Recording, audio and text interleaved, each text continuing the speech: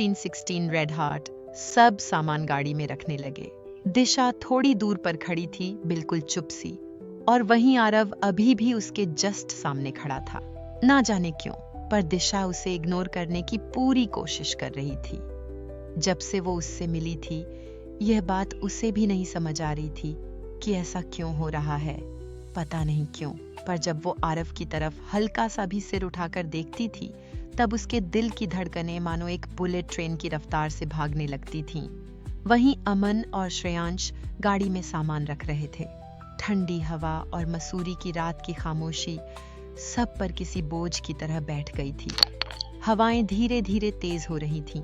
दिशा ने गाड़ी के पास बढ़ते हुए एक आखिरी बार आसमान की ओर देखा।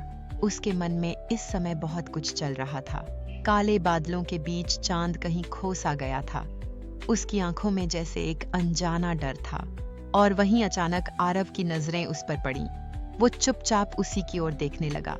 उसके चेहरे पर कोई भाव नहीं था, पर उसकी आंखों में एक अनकहा सवाल साफ झलक रहा था। मानो उसकी आंखें दिशा से वो सवाल करना चाहती हों कि आखिर क्यों? जब वो उसे देखता है तब उसके दिल की धड़कनें तेज हो जाती हैं। क्यों वो खुद को उसे देखने से नहीं रोक पा रहा? वो मन में बोला, आज तक कभी ऐसा पहले नहीं हुआ। आज तक मुझे ऐसा कभी महसूस नहीं हुआ। आज ऐसा लग रहा है कि मैं कमजोर पड़ रहा हूँ। वो जो कभी किसी से नहीं हारता, लोग जिसके इशारे पर चलते हैं, आज एक लड़की के। वो बोलते बोलते रुक गया। अचानक उसने अपने आप से कहा, नहीं, ये मैं क्या कर रहा हूँ? ये सब। वो फिर रुका। उसने गहरी सांस ली और अचानक नजरें आसमान की तरफ फेर ली, मानो खुद से भाग रहा हो। यह सब बस एक कमजोरी है, मैं इसे खुद पर हावी नहीं होने दूंगा। उसने अपनी मुट्ठियां कस लीं, मानो अपने ही दिल को काबू में करना चाहता हो। उसकी आंखें लाल हो उठीं, पर चेहरे पर वही बर्फ सी ठंडक आ गई। वो मन में बोला, आरव रघुवंशी और किसी के जज्बात में बह जाए, यह नामुमकिन है। मैं कभी किसी को यह ताकत नहीं दूंगा कि वो मेरी कमजोरी बने। लेकिन भीतर कहीं उसकी आत्मा मानो फुसफुसा रही थी। तो फिर क्यों? जब वो सामने आती है तो दिल बेकाबू हो जाता है। उसने सिर झटका और खुद को संभालते हुए कड़क आवाज में मन में कहा, एनो, अब और नहीं। काम, पैसा और दौलत ही सब कुछ है। यह लड़की बस एक प्रोजेक्ट का हिस्सा है, इससे ज्यादा कुछ नहीं। इतना कहकर उसने अपनी नजरें आसमान से हटाईं और ठंडी निगाहों से दिशा की ओर देखा। दिशा, जो काफी देर से आसमान की ओर देख रही थी, उसकी नजर अचानक आरव पर आ ठहरी। जहां दिशा की आंखें समंदर जैसी गहरी थीं, वहीं आरव की आंखें मानो ज्वालामुखी जैसी आग उगल रही थीं। दिशा ने तुरंत नजरें चुरा लीं, पर दिल की धड़कनें और तेज हो गईं। वहीं श्रेयांश और अमन ने गाड़ी में सारा सामान रख लिया था। अमन ये बोलने ही वाला था कि सामान रख दिया है, सब आकर बैठ जाइए, पर उसने खुद को जल्दी रोक लिया। उसकी नजर अचानक से रिम पर गई। उसे देखते ही अमन के मन में एक शरारत सूझी। वो मंद मंद मुस्कुराकर बोला, भगवान ने रास्ता दिखाया है, पर चलना तो तुझे ही पड़ेगा अमन। पर तभी उसने ख्याल झटक लिए, मानो उसके अंदर उसी की एक और आत्मा आ गई हो जो बोली, अमन गलत जगह खेल खेल रहा है। वो लड़की तुझे उसी रास्ते से ले जाकर किसी खाई में फेंक देगी। यह सुनकर अमन फिर खुद से बोला, अरे, पर ऐसे तो मेरी और उस मिर्ची की जोड़ी कभी बनेगी ही नहीं। फिर वो मन में ही शर्मा कर बोला, और किसी न किसी को तो पहल करनी ही होगी, इसलिए मेरा प्लान यहाँ काम आएगा। वैसे भी बूंद बूंद से सागर बनता है। यह बोलकर वो एक शरारती मुस्कान लिए रिम को देखने लगा।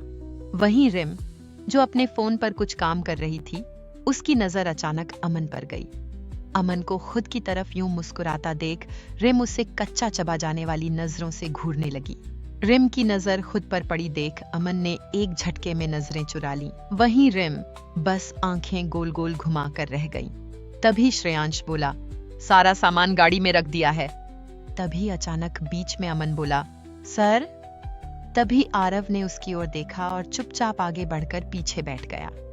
उसके जाते ही अमन दिशा की ओर देखकर बोला, मैम आप भी पीछे बैठ जाइए। यह सुनकर दिशा कुछ नहीं बोली, बस चुपचाप जाकर पीछे बैठ गई।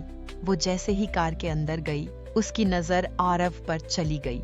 जो जस्ट उसकी सीट के सामने बैठा अपने लैपटॉप पर कुछ काम कर रहा था।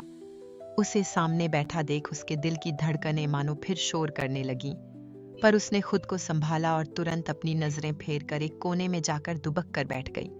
तभी रिम भी दिशा के साथ पीछे जाने लगी। उसे जाता देख अमन के मुंह से अचानक निकल गया, मिर्ची। वहीं यह सुनते ही रिम अपनी जगह पर रुक गई और मुड़कर अमन की ओर देखने लगी। रिम का ध्यान शायद अमन की बात पर नहीं था, इसलिए उसे साफ सुनाई नहीं दिया कि अमन ने उसे मिर्ची कहा। वहीं अमन की नजर जैसे ही रिम पर गई जो उसे ही देख रही थी, वो अचानक से उसकी ओर देखकर बोला, वो क्या आपके पास पानी होगा? मुझे काफी प्यास लगी है। यह सुनकर रिम उसे हल्के गुस्से में घूरकर बोली, क्यों, आपके पास नहीं है? यह सुनकर अमन एक झूठी मुस्कान के साथ बोला, जी वो मेरे पास नहीं है, इसीलिए तो मांग रहा हूं। यह सुनकर रिम धीरे से बोली, वो पीछे डिग्गी में मेरे बैग में है। यह सुनकर अमन मुस्कुराकर बोला, क्या प्लीज आप ले आएंगी? यह सुनकर रिम उसे घूरकर बोली, तुम्हें मैं सर्वेंट दिखाई दे रही हूँ, जाकर खुद ले लो। वहीं उसकी बात सुनकर अमन अचानक जोर जोर से खांसने लगा। उसे खांसता देख रिम उसे घूरकर अपनी आंखें गोल गोल करके गुस्से से बोली, ला रही हूँ। यह बोलकर वो पीछे चली गई। उसके जाते ही अमन श्रेयांश के पास आया और बोला, चलिए आप भी बैठ जाइए।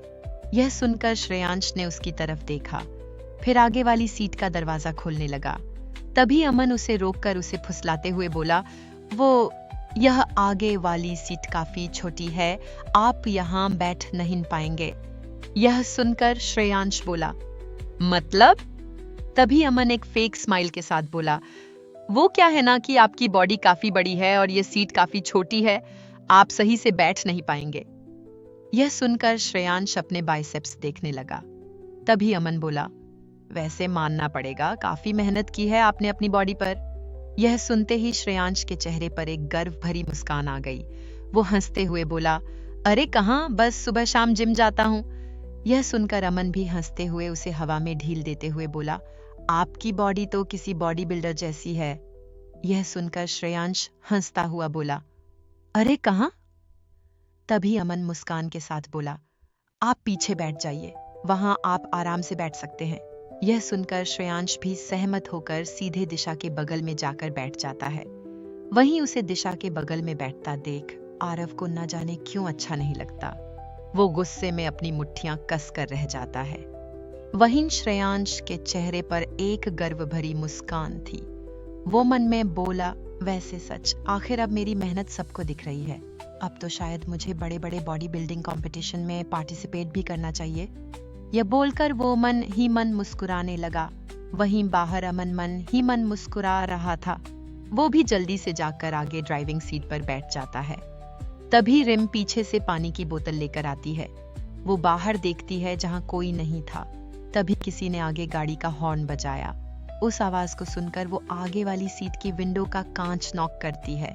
तभी अचानक से दरवाजा खुला। उसने अंदर देखा जहां अमन बैठा था।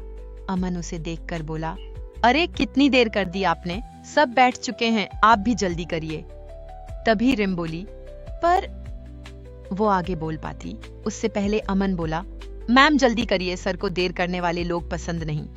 यह सुनकर रिम के पास कोई चारा नहीं बचता। वो गाड़ी के अंदर पीछे वाली सीट देखती है बैठने के लिए। उससे पहले अमन उसे टोककर बोला, मैम पीछे सारी सीटें फुल हो चुकी हैं। यह सुनकर रिम भी रुक जाती है और फिर बेमन उसके पास और कोई चारा नहीं था आगे बैठने के अलावा। वो आगे बैठी और दरवाजा बंद कर दिया। अमन ने गाड़ी स्टार्ट की। सभी धीरे धीरे अपनी अपनी सीट पर ठीक से बैठ गए। रिम हल्की झिझक के साथ आगे वाली सीट पर थी। श्रेयांश और दिशा पीछे बैठ चुके थे। आरव चुपचाप सामने बैठा था। उसकी ठंडी निगाहें दिशा पर गईं, जिसे महसूस करके दिशा हिचकिचाहट में बार बार नजरें झुका रही थी। अमन पीछे झांककर मुस्कुराया और धीरे धीरे गाड़ी आगे बढ़ी। अमन ने गाड़ी स्टार्ट की और गाड़ी मसूरी की घुमावदार सड़क पर आगे बढ़ी। ठंडी हवा, पहाड़ी सड़क की हल्की गड़गड़ाहट और खामोशी, सब कुछ काफी सुहावना था। वहीं दूसरी तरफ आरव के महल के किचन में दाई माँ एक नौकरानी को जल्दी खाना तैयार करने को कह रही थी। वो बोली, अरे क्या कर रही है रानी, जल्दी कर, छोटे बाबा और उनके मेहमान आते ही होंगे, अब वो लोग यहीं रहने वाले हैं। तभी रानी बोली, जी बस कुछ देर में सारी तैयारियां हो जाएंगी।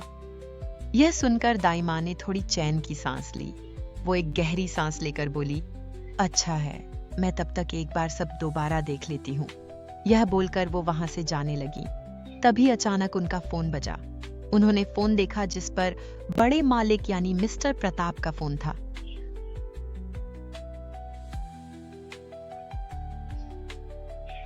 दाई माँ सभी नौकर चाकरों को काम बांट रही थी कि अचानक उनका फोन बजा।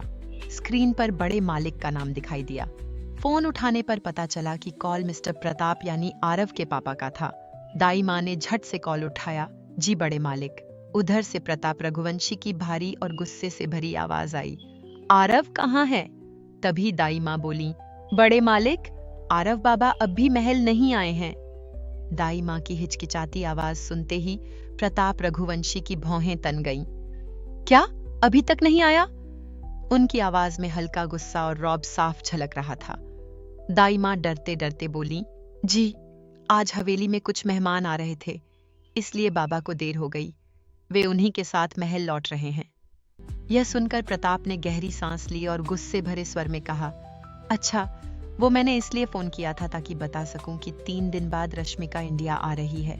यह सुनकर दाई माँ चुप सी हो गईं। उन्हें याद था कि पिछली बार रश्मिका का नाम सुनकर आरव को कितना गुस्सा आया था। तभी दूसरी तरफ प्रताप बोले, रश्मिका मसूरी पहुंच जाएगी और वो महल में ही रुकेगी, आप सारी तैयारियां कर लीजिएगा, और हाँ, आरव को भी समझा दीजिएगा। ध्यान रहे, रश्मिका को वहां कोई दिक्कत नहीं होनी चाहिए। वो रघुवंशी खानदान की होने वाली बहू है, उसे किसी भी तरह की परेशानी नहीं होनी चाहिए। यह कहकर प्रताप चुप हो गए।